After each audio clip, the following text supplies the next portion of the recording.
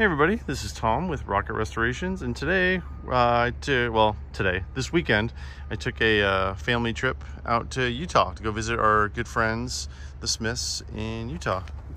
Here's Brandon. Hey. Hello.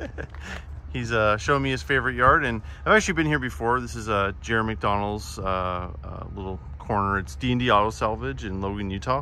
They're great guys. They treat Brandon really well. Brandon's got a fleet of vehicles that are in the target for this area. So he's got 2 GMC Arcadias that there's like 5 of them in the yard, so he got some pieces, so he thought he'd bring it over here. So we're hanging out with him this weekend, but just want to do a quick video on the yard over here. Jared does a great job. It's a Shade Tree Vintage Auto on Instagram and YouTube, and they do a little bit of everything. They do, you know, vintage Mopars, they do like new Hemi swaps, and they do all sorts of stuff, but he's been doing really good for himself. But just thought I'd do a real quick tour of the yard, just kind of show you what they got here. You got some really neat stuff. There's kind of an orphan. He's mostly a Mopar guy, but there's a couple Fords in here. Torino, Z28. I'm sure that was going to be a motor swap or something. It's a 66 Coronet 500, or sorry, Coronet 440.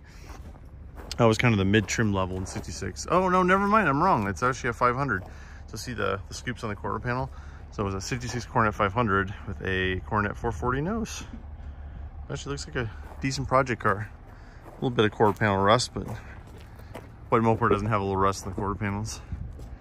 Kind of truck row over here. We got a van, shaggin' wagon. Has the C-bodies, use those wheels over the years. A couple 80s Dodges. That's a newer one, like 92, 93. Is that a half ton or a 3/4 ton? Half ton, 5 lug. Probably the motor for it back here. Looks like a Magnum or a later 318, 360, 318. It's nice when they say it on the side of the block. It makes it a lot easier to identify when they put the displacement on the side of the block. A cool Ram Charger. 63 Plymouth 4-door, make good parts cars.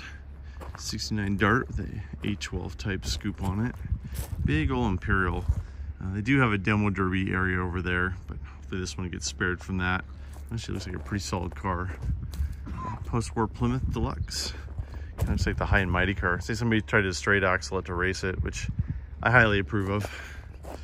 This is a Ford pickup. Buddy Brandon here, he actually has one. We'll show that to you in a little bit. We'll do a little clip at his house. It's his high school truck from his farm. His family's got a farm south of here, and that was one that he did a bunch of work to in high school and kind of ended up back with it, and he's working on it. But he's missing his tailgate and really wants the bed and tailgate off this, so he's gonna have to talk to Jared about that and see what they can work out. Vega, I'm assuming the only reason this is here is because of the hatch. So I'm sure a few of you know this, but the hatch on a Vega is really close to a Charger 500 Daytona. So a lot of people use that for those cars because it's kind of close to make a clone.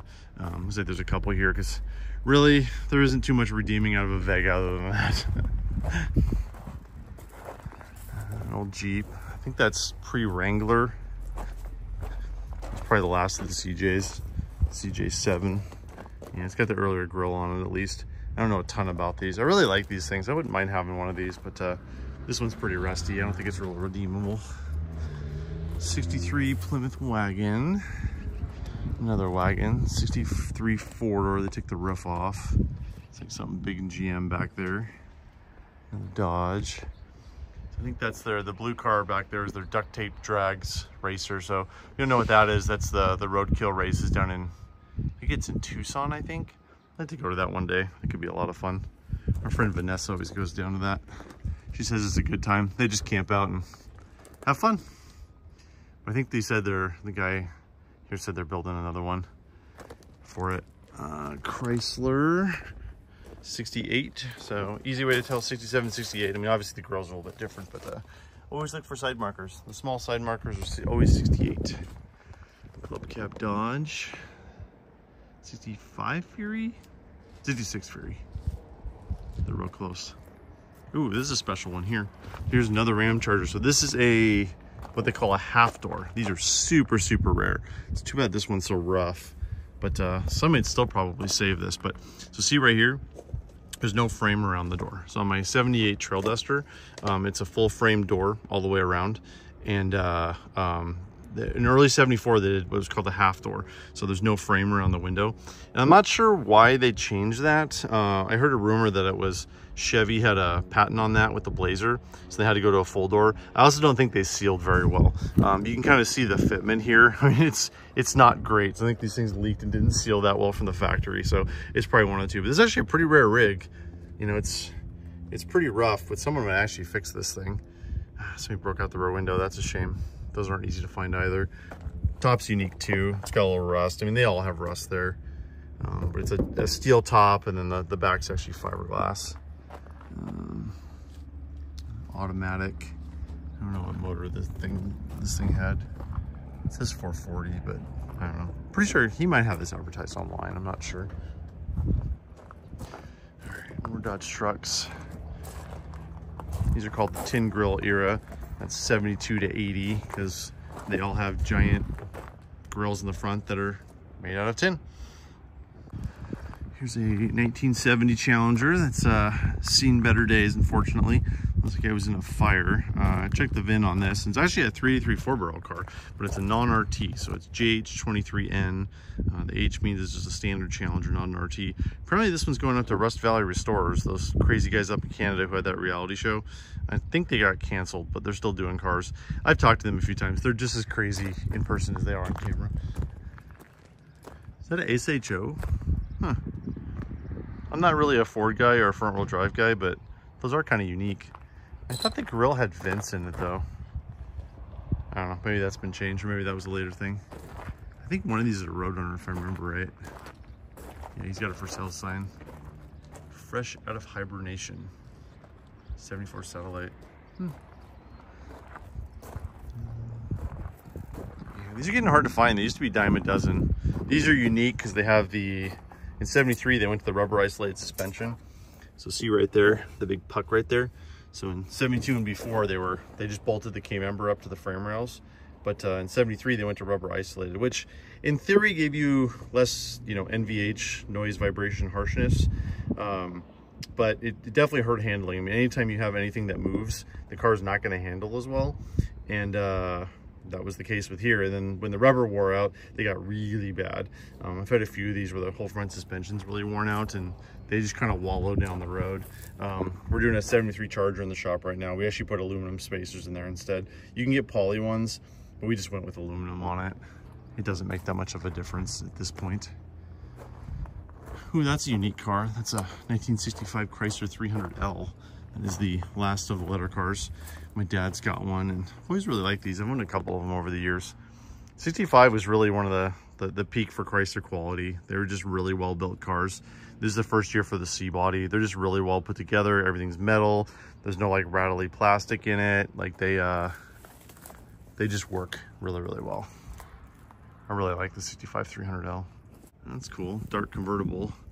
Again, it's kind of seen better days, but any convertible at this point is probably worth saving. I think that's a 67. There's no grill or fenders to be able to tell, but I think that's a 67. I don't know. I could open the door, but I'm too lazy. That's a Barracuda. That's a 67, so no side markers, so 67. Kind of like the orange paint, but looks like it was originally teal, blue. I don't know. V8 car though, manual steering. More darts, more A-bodies, power ram, another 67 Dart.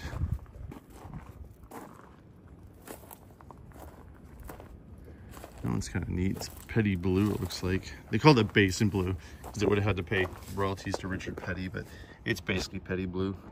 TB3 is the color. 72 Windsor belt. But yeah, factory Petty blue. That one's been pretty cut up. He sells a lot of parts out of here. You got lots of parts around, lots of stuff stashed away. If you're looking for parts, they got a lot of good stuff. Oh, this duster's kind of cool. It's a 70, but it's a factory sassy grass, FJ6.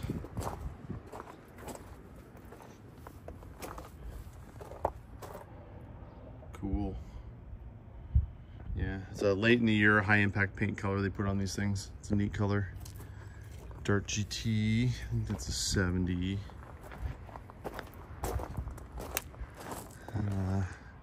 66 Cornet 500. Got some of the nicer stuff up here. Two-door satellite. It's got a Roadrunner door on it though. I wonder if that is a Roadrunner. Maybe it is. And high impact paint scamp. And a few road signs. This car is super cool. I'm sure you've probably seen this on the cover of Mopar Collector Guide or on a bunch of different things, but it's their Max Wedge wagon. This is cool. It came out of an estate sale in Montana a few years ago, but it was a DOT rig, I believe. So the paint's original. It was kind of Omaha orange, Hemi orange. They didn't really have a color for it in 65, but that's the factory color for the wagon. But somebody put a Max Wedge 4-speed in it, so it was a 3 on the tree car originally, but this thing freaking hauls. It's pretty cool. He takes this thing everywhere, drives it everywhere, and it gets raced, and I think it's pretty cool. Wouldn't mind having that one in my garage. And apparently, I'm told, it really annoys the neighbors because it's really, really loud. He has a neighbor that keeps on calling the cops on him, which is great. A lot of bumpers here. Some more Brand X stuff. El Camino, Ford, Riv. Is that a boat tail Riv? It is a boat tail Riv. These are cool. Just an interesting design. I'm surprised these don't go for more, but they really don't. They're really not that expensive. Ford truck, another Ford, two-door post, part of a car. Looks like they're making a couch out of this one. They've got a 64 Chrysler couch in the shop in there, which is pretty neat. Yeah. Nothing better than going through a big collection of old Mopars. Love doing this stuff. Here's kind of the fender pile. Another 4-door 63. Yeah, pretty cool stuff. All right, we called Jer up and he's working on his duct tape drags car. It's a real 1969 340 4-speed swinger. What a cool car. He put it up for a really reasonable price and nobody wanted it, so he decided to make a race car out of it. So, yep. Jer's pretty proud of this one. It's pretty cool. It's going to be going to the Moparty in Kentucky. He's going to be dragging it out there. It's going to go to the duct tape drags. They're just finishing putting it together right now, and it's pretty cool. He got sponsorship from QA1 on it, and got some suspension, and yeah, this thing's great. He took it out of the road course out at Mopar's at the Strip, and yeah, it's got the QA1 upper control arms and shocks. Still stock torsion bars, and the sway bar and the strut rods, and yeah, this thing's pretty cool. I like it. This is his shop where he kind of works on stuff over here, so yeah, I appreciate him letting us look at this thing, and yeah, this thing's pretty cool. If you're at the Moparty or at the duct tape drug, say hi to Jer. He's a really nice guy. All right, well, thanks everybody for watching. I hope you enjoyed our little junkyard crawl at D&D Auto Salvage in Utah. Jeremy's the guy who's kind of in charge of these piles, and he's a good dude. If you need any parts, give him a ring. It's Shade Tree Auto on Instagram and YouTube. Check him out. Thanks everybody for watching. This is Tom with Rocket Restorations. Just thought I'd sneak a video on my family vacation. Don't tell my wife.